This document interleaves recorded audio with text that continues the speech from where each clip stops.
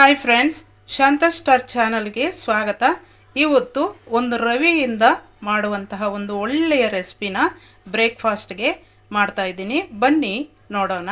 ಅದರ ಜೊತೆಗೆ ಒಂದು ಚಟ್ನಿ ಕೂಡ ನಾನು ಮಾಡಿ ತೋರಿಸ್ತಾ ಇದ್ದೀನಿ. ತುಂಬ ಒಳ್ಳೆಯ ಟೇಸ್ಟನ್ನು ಕೊಡುವಂತಹ ಚಟ್ನಿ, ಅದಕ್ಕೆ ಕಾಂಬಿನೇಷನ್ ಸೂಪರಾಗಿರುತ್ತೆ. ಹಾಗಾದರೆ ಈ ರವೆಯಿಂದ ಮಾಡುವಂತಹ ರೆಸಿಪಿ ಮತ್ತು ಚಟ್ನಿ ಮಾಡೋದು ಹೇಗೆ ಅಂತ ನೋಡೋಣ ಬನ್ನಿ ಫ್ರೆಂಡ್ಸ್. ಈಗ ನಾವು ಸಣ್ಣ ರವೆನ, ಉಪ್ಪಿಟ್ಟು ರವೆನ ಈ ಕಪ್ಪಲ್ಲಿ 2 ಕಪ್ ತೆಗೆದುಕೊಳ್ತಾ ಇದ್ದೀನಿ. 2ನೇ ಕಪ್ಪು ಇದು. ಅದರ ಜೊತೆಗೆ ಮೊಸರನ್ನು ನಾನು ಇಷ್ಟು ತೆಗೆದುಕೊಳ್ತಾ ಇದ್ದೀನಿ.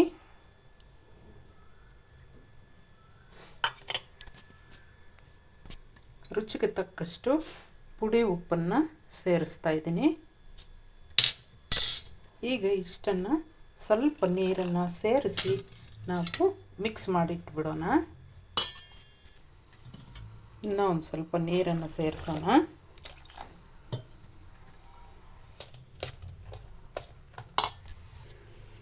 ಈ ರೀತಿ ಅದಕ್ಕೆ ನಾವು ನೀರು ಹಾಕಿ ಮಿಕ್ಸ್ ಮಾಡಿಕೊಂಡು ಹಾಗೆ ಒಂದು ಅರ್ಧ ಗಂಟೆಗಳ ಕಾಲ ಹಾಗೆ ಬಿಡೋಣ. ಈಗ ನಾವು ತೆಗೆದು ನೋಡೋಣ. ನೋಡಿ, ಚೆನ್ನಾಗಿ ಮೆತ್ತಗಾಗೋಗಿದೆ. ಈಗ ಇದರ ಜೊತೆಗೆ ಒಂದು ದಪ್ಪದಾದಂತಹ ಈರುಳ್ಳಿ ಸಣ್ಣದಾಗಿ ಕಟ್ ಮಾಡಿರುವಂಥದ್ದು ಸೇರಿಸೋಣ. ಮತ್ತು ಕೊತ್ತಂಬರಿ ಸೊಪ್ಪು ಒಂದು ಸ್ವಲ್ಪ ಸೇರಿಸ್ತಾ ಇದ್ದೀನಿ. ಬೆಳ್ಳುಳ್ಳಿ ಜಜ್ಜಿಟ್ಕೊಂಡಿರುವಂಥದ್ದು ಬೆಳ್ಳುಳ್ಳಿನ ಸ್ವಲ್ಪ ಸೇರಿಸ್ತಾ ಇದ್ದೀನಿ. ಮತ್ತು 2 ಕ್ಯಾರೆಟನ್ನು ತುರಿದಿಟ್ಕೊಂಡಿರುವಂಥದ್ದನ್ನು ಸೇರಿಸ್ತಾ ಇದ್ದೀನಿ. ಇದರ ಜೊತೆಗೆ ನೋಡಿ 1/4 ಸ್ಪೂನ್ ಜೀರಿಗೆನ ಸೇರಿಸ್ತಾ ಇದ್ದೀನಿ. ಮತ್ತು ರೆಡ್ ಚಿಲ್ಲಿ ಪೌಡರ್ ಒಂದು 3/4 ಸ್ಪೂನಷ್ಟು ಸೇರಿಸ್ತಾ ಇದ್ದೀನಿ. ಈಗ ಸ್ವಲ್ಪ ಮತ್ತೆ ನೀರನ್ನು ಸೇರಿಸ್ಕೊಂಡು ನಾವು ಒಂದು ಕನ್ಸಿಸ್ಟೆಂಟ್ಗೆ ಎಲ್ಲ ನೀಟಾಗಿ ಮಿಕ್ಸ್ ಮಾಡ್ಕೊಳ್ಳೋಣ.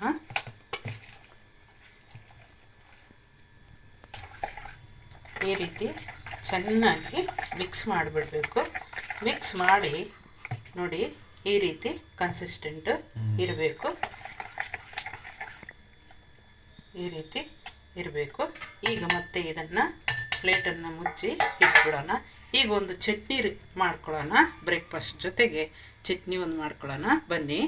ಈಗ ಒಂದು ಪಾನನ್ನು ಇಟ್ಕೊಂಡು ಸ್ವಲ್ಪ ಆಯಿಲನ್ನು ಸೇರಿಸ್ಕೊಳ್ಳೋಣ. ಇದು ಚಟ್ನಿಗೆ ನಾವು ಈಗ ನೋಡಿ 3 ಟೊಮೆಟೊ, 1 ಈರುಳ್ಳಿ ದಪ್ಪದಾಗಿರುವಂಥದ್ದು, 5 ಒಣಮೆಣಸಿನಕಾಯಿ ಮತ್ತು 3/4 ಭಾಗ ಬೆಳ್ಳುಳ್ಳಿನ ಸೇರಿಸ್ತಾ ಇದ್ದೀನಿ. ಮತ್ತು 2 ಕರಿಬೇವಿನ ಸೊಪ್ಪಿನ ಎಲೆಗಳನ್ನು ಸೇರಿಸ್ತಾ ಇದ್ದೀನಿ. ಇಷ್ಟನ್ನು ನಾವು ಫ್ರೈ ಮಾಡ್ಕೊಳ್ಳೋಣ. ಈ ರೀತಿ ಚೆನ್ನಾಗಿ ಬಾಡಿಸ್ಕೋಬೇಕಾಗತ್ತೆ. ಇದರ ಜೊತೆಗೆ ಈಗ ಅರ್ಧ ಬೆಂದಾದಮೇಲೆ ಸ್ವಲ್ಪ ಜೀರಿಗೆನ ಸೇರಿಸ್ತಾ ಇದ್ದೀನಿ. ಜೀರಿಗೆ ಸೇರಿಸಿ ಅದನ್ನು ಕೂಡ ನೀಟಾಗಿ ಫ್ರೈ ಮಾಡ್ಕೊಳ್ಳೋಣ. ತುಂಬ ಚೆನ್ನಾಗಿರುತ್ತೆ ಚಟ್ನಿ. ಆ ರೆಸಿಪಿ ಜೊತೆಗೆ ಸೂಪರಾಗಿರುತ್ತೆ ತಿನ್ನೋಕ್ಕೆ. ಇನ್ನೇನು ಇಳಿಸ್ತೀವಿ ಅನ್ನುವಾಗ ಕೊತ್ತಂಬರಿ ಸೊಪ್ಪನ್ನು ಸ್ವಲ್ಪ ಸೇರಿಸ್ಕೊಳ್ಳೋಣ. ಅದನ್ನು ಕೂಡ ಸ್ವಲ್ಪ ಹಾಗೆ ಫ್ರೈ ಮಾಡಿಕೊಂಡು ಸ್ಟವನ್ನು ಆಫ್ ಮಾಡೋಣ. ಈಗ ಫ್ರೈ ಮಾಡಿರುವಂತಹ ಇಂಗ್ರೀಡಿಯೆಂಟ್ಸ್ ಎಲ್ಲ ಕೂಡ ಮಿಕ್ಸಿ ಜಾರ್ಗೆ ಸೇರಿಸ್ಕೊಳ್ಳೋಣ. ಅದರ ಜೊತೆಗೆ ಸ್ವಲ್ಪ ಕಡಲೆ ಬೀಜನ ಹುರಿದು ದಬ್ಬೆ ಮಾಡಿರೋದನ್ನು ಸೇರಿಸ್ಕೊಳ್ಳೋಣ. ಮತ್ತು ಅದರ ಜೊತೆಗೆ ಬೇಕಾದಷ್ಟು ಕಲ್ಲುಪ್ಪನ್ನು ಸೇರಿಸೋಣ.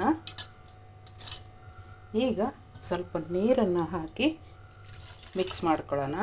ಚಟ್ನಿ ಒಳ್ಳೆ ಚಟ್ನಿ ಅಂತಂದರೆ ಅಷ್ಟು ರುಚಿಯಾಗಿರುವಂತಹ ಚಟ್ನಿ ರೆಡಿ ಆಯಿತು ಫ್ರೆಂಡ್ಸ್. ಈಗ ಒಂದು ಕಡೆ ಇಡೋಣ.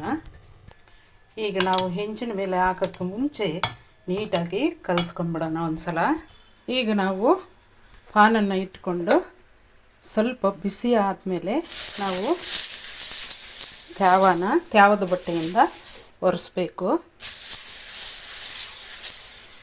ತ್ಯಾವದ ಬಟ್ಟೆಯಿಂದ ಒರೆಸಿ ಸಿಮ್ಮನ್ನು ಡೌನ್ ಮಾಡಿಕೊಂಡು ಸ್ವಲ್ಪ ಈಗ ನಾವು ಆ ಹಿಟ್ಟನ್ನು ಕಲಸಿರುವಂಥದ್ದನ್ನು ಸ್ವಲ್ಪ ಮಂದಕ್ಕೆ ಚೆನ್ನಾಗಿ ನಿಮಗೆ ಎಷ್ಟು ಅಗಲ ಬೇಕೋ ಅಷ್ಟು ಅಗಲ ಹಾಕ್ಕೊಳ್ಳೋಣ.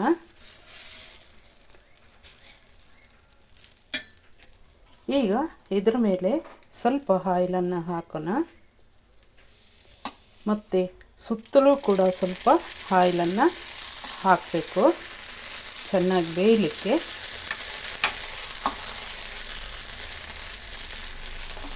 ಈಗ ನಾವು ಅದರ ಮೇಲೆ ಪ್ಲೇಟನ್ನು ಮುಚ್ಚೋಣ, 1-2 ನಿಮಿಷ ಬಿಡೋಣ.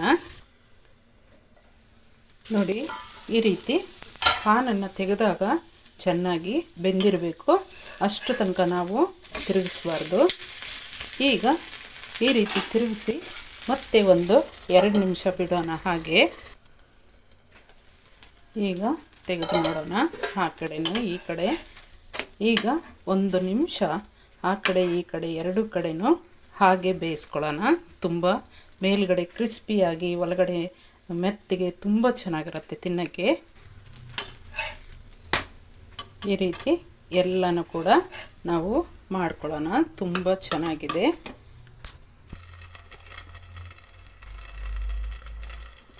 ಈ ರೀತಿ ಎಲ್ಲ ಕೂಡ ಮಾಡಿಟ್ಕೊಂಡ್ಬಿಡೋಣ. ಬಹಳ ಟೇಸ್ಟಾಗಿರುತ್ತೆ ಬ್ರೇಕ್ಫಾಸ್ಟ್ಗೆ. ಎಲ್ಲರೂ ಮಾಡಿ ನೋಡಿ, ತಿಂದು ನೋಡಿ ಫ್ರೆಂಡ್ಸ್, ತುಂಬ ಚೆನ್ನಾಗಿರುತ್ತೆ. ಫ್ರೆಂಡ್ಸ್, ಇವತ್ತಿನ ಬ್ರೇಕ್ಫಾಸ್ಟ್ ರೆಸಿಪಿ ರೆಡಿ ಆಯಿತು ಫ್ರೆಂಡ್ಸ್.